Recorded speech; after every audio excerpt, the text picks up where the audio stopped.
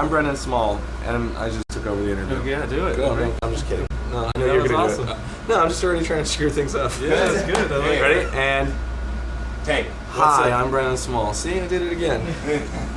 No, I'm kidding. I will not do it again. This time I'm relaxing. What's up, everybody? Welcome to Music and Mayhem with Jon Russell. We're here with Brendon Small, creator of Metalocolypse and the band Death Glock. How's it going? It's going well. Thank you for having me. Yeah, thank you for being What on the a nice room. This is backstage at the place that we're playing tonight, which is called the Marquee Theater in Phoenix, Arizona. Phoenix, Arizona. Yeah. So how long have you been on this tour so far? We've been on this tour for about a month or so. But the first week we were sequestered in a hotel because of Hurricane Sally, which is a very terrible hurricane that was like right in the path of our first 3 or 4 shows. So we had to start the whole thing off by hanging out in a hotel room and not playing, and then we added all those dates later on to the end. So at the end of this whole tour, we go to through Virginia, and then we end in New York, which is a fun place to end a tour, New York City. Yeah, right on. But the tour's been great so far, super fun. And you're doing the Death Album 3 tour? It's a touring to make people aware of Death Album 3, which is a record that I made with my guitar and my mouth, and Gene Hoglan's drums, Brian Beller's bass.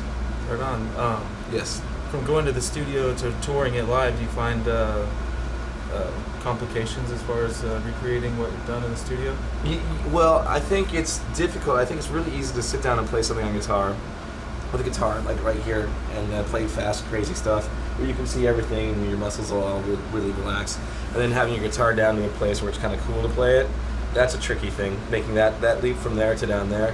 And then the other thing I do I still haven't learned my lesson, is I record all the guitars, then I do all the vocals later, so I'm never playing guitar and singing in the studio.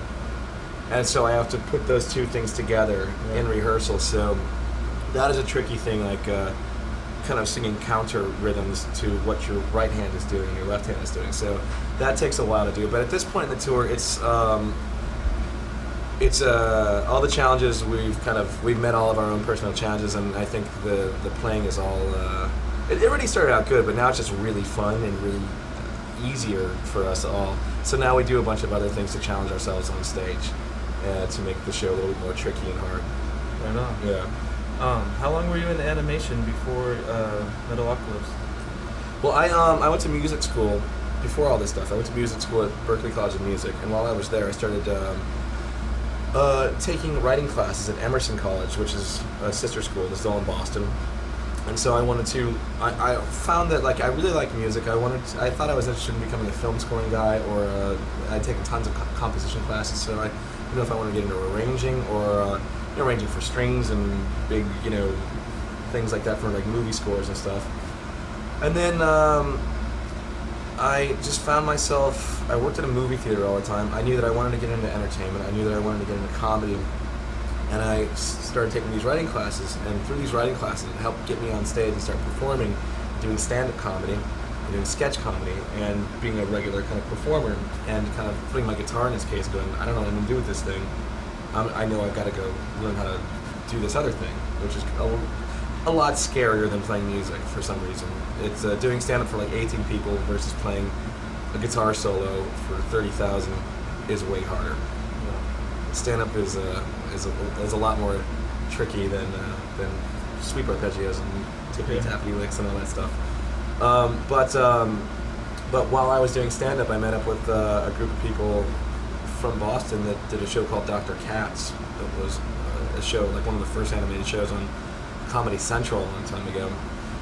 But I met up with them and met their producer, and we came up with a show and sold a show called Home Movies a long time ago to the then time network called UPN, and it was later bought by what would end up being the Adult Swim. And I wrote that show and produced it for 4 years and acted in it and did all the music. Wow. And then the show finished, and I had a year and a half where I was trying to figure out what the next thing was.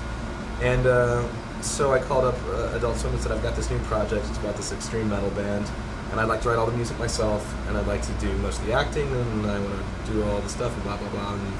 And they said, sounds like fun. We already know you can produce, and you can write, and you can make music and all that stuff, so we'll give you a shot to put this show together. And so the next thing I did was I went and sat with my guitar, kind of like, I realized that while I was doing the previous show, that I was kind of falling back in love with my guitar based on like what was going on in the metal scene. I was getting excited about people playing their instruments again, like really getting into it, and the production was getting better and better. So I just found myself going to metal shows and just playing my guitar in my free time. So I would have, so it would turn out my chops would kind of be in a working place by the time it came to do Metalocolypse. When you're doing the comedy for the show, are you using real life experiences with music that you've had or people you know? Well, I think I am using a lot of real life stuff in Metalocolypse, and it's not just about band stuff. Usually it's about, because I work with a group of people.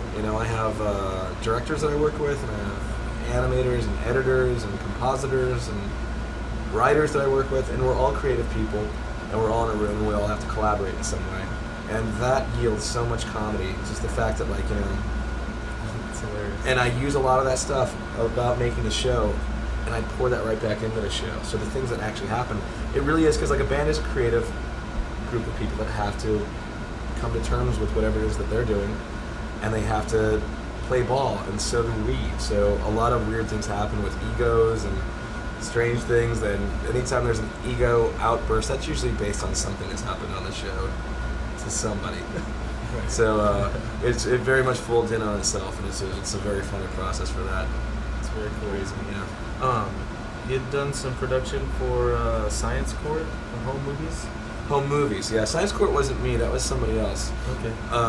But Home Movies, that was the show that I was talking about. It's the one that Okay. I co-created with Lauren Bouchard. But that's the one I wrote. It was me and another guy wrote that whole thing, and that lasted for 4 seasons. It's on Netflix now, if you want to check it out. It's very, very different than Metalocolypse. Metalocolypse is a show that's kind of me falling back in love with my guitar and falling back in love with music and having fun making music.